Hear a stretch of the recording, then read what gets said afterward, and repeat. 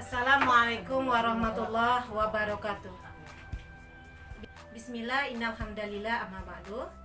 Baik anak-anak ibu, apa kabar? Semoga semuanya tetap sehat dan tetap semangat. Dan bertemu kembali dengan Bu Dwi di pembelajaran fikih, yang mana pada pertemuan minggu lalu kita sudah mempelajari tentang jenis-jenis minuman haram. Dan untuk selanjutnya kita akan mempelajari hikmah atau manfaat menghindari minuman haram. Kenapa harus dihindari? Karena banyak dampak negatif yang ditimbulkan atau keburukan yang ditimbulkan dari mengkonsumsi minuman haram. Apa saja dampak negatif atau keburukan yang ditimbulkan? Baik, yang pertama adalah orang yang biasa mengkonsumsi minuman haram biasanya akan terlihat seperti orang kehilangan akal atau seperti orang gila.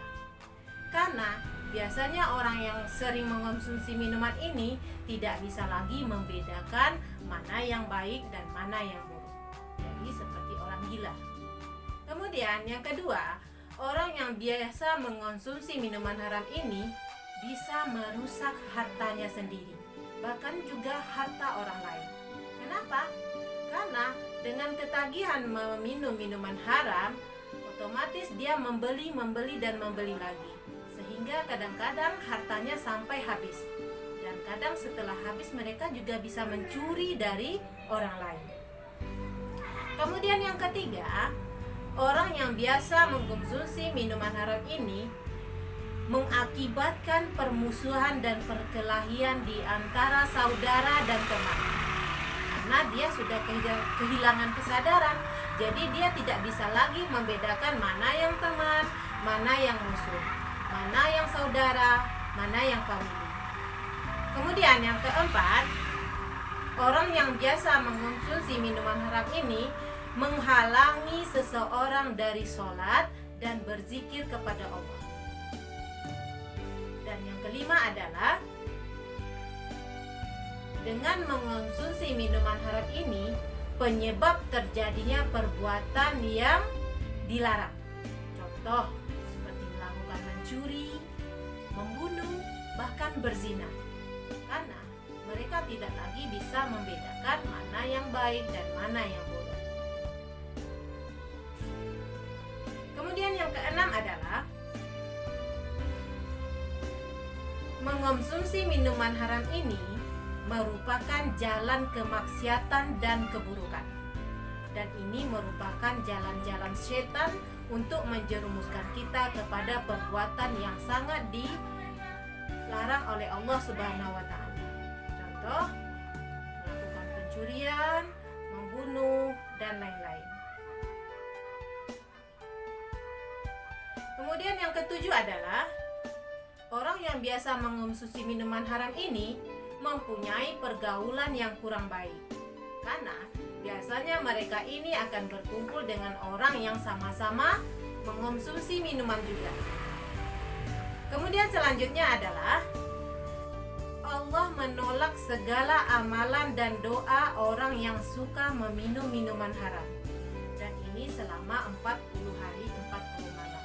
Dan yang terakhir adalah orang yang biasa mengonsumsi minuman haram ini imannya akan tercabut saat meninggal dunia, dan ia dikategorikan meninggal dalam keadaan buruk, atau disebut juga dengan su'ul khotimah, matinya dalam keadaan buruk.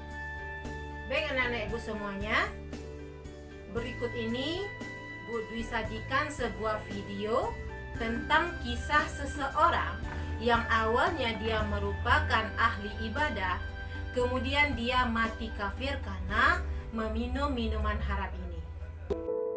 Kisah seorang ahli ibadah berikut ini patut menjadi bahan pelajaran bagi kita semua. Syekh Taqiyuddin Al-Hanbali dalam Masaib Al-Insan min Makaid As-Syaitan menukilkan perjalanan hidup Syekh Barsisa.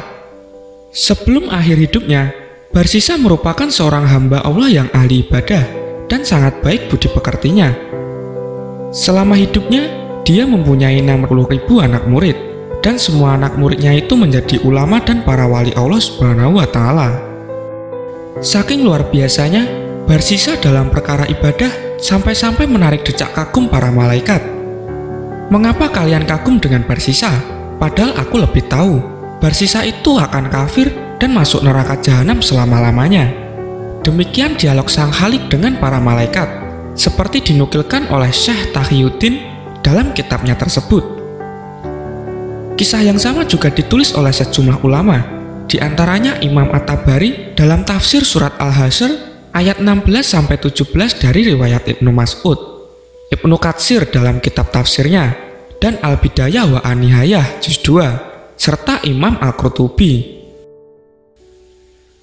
Pernyataan Allah itu ternyata didengar iblis. Iblis yakin bahwa sang alim tersebut akan binasa dalam perangkapnya. Benar saja, iblis pun mulai menyiapkan agenda-agenda untuk memperdaya sasarannya itu. Iblis mendatangi kediaman Barsisa.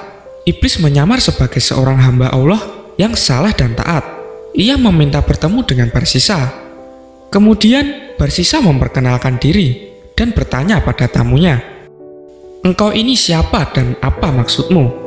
Iblis menjawab, "Aku ini hamba Allah yang beribadat kepadanya dan aku ingin pula membantu Tuhan dalam hal-hal ibadah."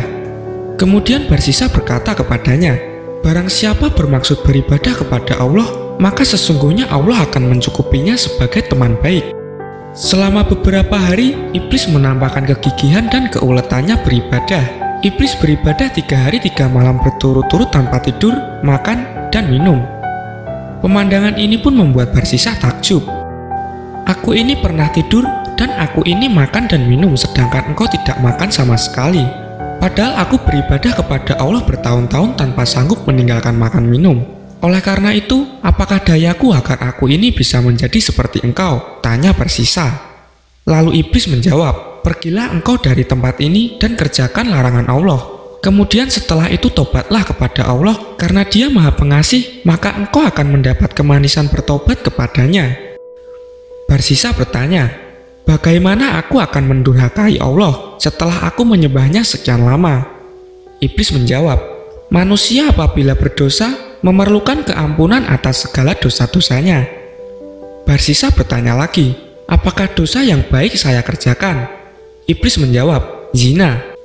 Barsisa berkata, "Kalau begitu pasti aku tidak melakukannya." Iblis menjawab, "Engkau bunuh seorang hamba Allah yang mukmin." Barsisa berkata lagi, "Aku tidak akan melakukannya." Lalu iblis berkata lagi, "Kalau begitu minum sajalah air yang memabukkan. Ini adalah yang lebih gampang dan ini adalah tidak ada hubungannya dengan orang lain."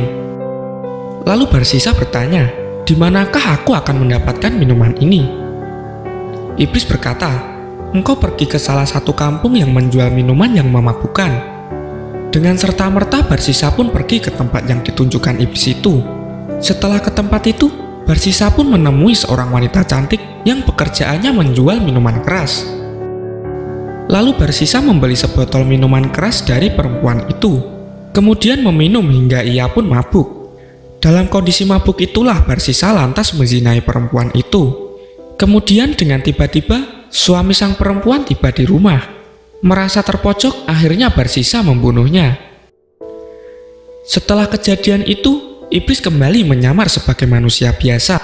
Lantas, iblis membawa Barsisa kepada penguasa pada zaman itu. Penguasa menjatuhkan hukuman bahwa Barsisa harus dipukul 80 kali akibat meminum minuman keras dan ditambah 100 kali karena berzina. Untuk pelanggaran terakhir, yaitu membunuh nyawa tak berdosa, Barsisa diganjar harus disalib. Tatkala Barsisa dinaikkan ke tiang salib, iblis datang ke tempat Barsisa. Iblis menyamar seorang lelaki yang baik. Lalu iblis bertanya, "Bagaimanakah pendapatmu tentang keadaanmu sekarang?" Barsisa menjawab, "Malang bagi orang yang percaya kepada teman yang jahat, tentulah orangnya akan binasa." Iblis menjawab, "Aku telah beribadat bersamamu sekian tahun lamanya. Akulah yang menyebabkan engkau disalib. Jika engkau menghendaki turun dari tiang salib, aku akan menurunkan engkau." Lalu Barsisa menjawab, "Itulah yang aku maksudkan. Turunkanlah aku akan berikan apa yang kau pinta dariku." Berkatalah iblis, "Nah, sujudlah kepadaku." Barsisa menjawab, "Bagaimana aku bersujud, padahal aku terikat di tiang ini?" Iblis menjawab, sujudlah dengan menganggukkan kepalamu. Maka Barsisa pun mengisyaratkan kepalanya dengan maksud sujud kepada iblis. Dengan sujud Barsisa, kafirlah ia kepada Allah dan pada agamanya. Baik anak-anak ibu, semoga dengan apa yang telah Bu Dwi sampaikan tadi, yaitu hikmah menghindari minuman haram dan menyaksikan video tadi, bisa teman ambil kesimpulan dan bisa dijadikan pembelajaran. Kita akhiri dengan mengucapkan hamdalah. Alhamdulillahirabbil alamin. Assalamualaikum warahmatullahi wabarakatuh.